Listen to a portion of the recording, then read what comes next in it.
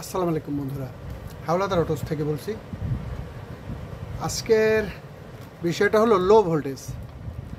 বর্তমানে আমাদের সারা বাংলাদেশব্যাপী প্রচণ্ড গরম এবং এই গরমের কারণে আমাদের খুলনা বাগেরহাট অঞ্চলে লোডশেডিং তুলনামূলক একটু কম, কিন্তু লোডশেডিং কম হলেও এবছর আমি একটা জিনিস লক্ষ্য করে দেখছি যে আপনার ভোল্টেজটা লো, বিশেষ করে সন্ধ্যার সময় ভোল্টেজটা অনেক লো হয়ে যায়।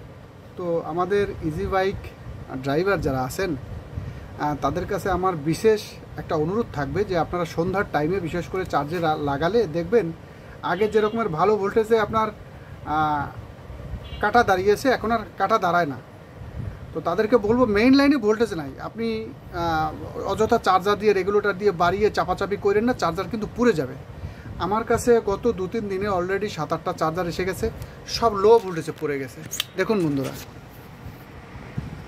এই যে সমস্ত এই যে চার্জারে কাজ চলতেছে, মানে লো ভোল্টেজে প্রচুর চার্জার পুড়ে যাচ্ছে। বন্ধুরা আপনারা এই লো ভোল্টেজে সন্ধ্যার সময় যখন ভোল্টেজটা কমে যায় তখন অতিরিক্ত চাপাচাপি করলে চার্জার পুড়ে যাবে, কাটা তো দাঁড়াবেই না, চার্জার পুড়ে যাবে।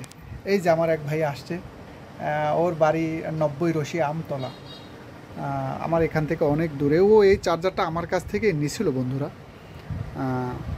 এটা অন্তত 3.5-4 বছর আগে। কতদিন আগে নিছিলা? 3 বছর, গত 3 বছর আগে গত 3 বছর আগে নিছিল বন্ধুরা। তো 3 বছর আগের এই চার্জারটা, তো তাও পুড়ে গেছে লো ভোল্টেজে। ও নতুন মানুষ, ওর ভাই নিছিল চার্জারটা, ও চার্জ দেওয়া তেমন একটা বোঝে না, কিন্তু চার্জারটা নাকি 10 নাম্বারে মারছে। ও কয় তারপরও আমি কাটা দাঁড়ায় না, আমি 10 নাম্বারে মারছি। কয় নাম্বারে মারছিলি? 10-এ মারছিলাম, 9-10-এ মারছি। ওই 9-10-এ মারছিল নাকি? 9-10-এ মারছিল, কাটা দাঁড়ায় না। কিন্তু এটা কারণটা হলো লো ভোল্টেজ। কারণ ও যদি ভালো ভোল্টেজ পাইতো তাহলে তো 1 নাম্বারে ও মানে মেডেলেরও তো আর বাড়াইতো না। লো ভোল্টেজের কারণেই চার্জার। তাই আমি প্রত্যেকে এই ভিডিওটার মাধ্যমে একটা মেসেজ দিলাম যে আপনারা এই গরমের সময়ে বিশেষ করে ইজি বাইক ড্রাইভার যারা আছেন আর মেকানিকদেরও আমি অনুরোধ করব যে মেকানিক ভাইয়েরা আপনারা আপনাদের যে কাস্টমার আছে, যে ইজি বাইক ড্রাইভাররা আছে, তাদেরকে প্রত্যেককে বলে দিন যে তোমরা এই গরমের সময় লো ভোল্টেজ থাকলে তোমরা কাটাটা না দাঁড়াইলেও চার্জার দিয়ে বেশি একটা চাপাচাপি করো না, চার্জার কিন্তু পুড়ে যাবে।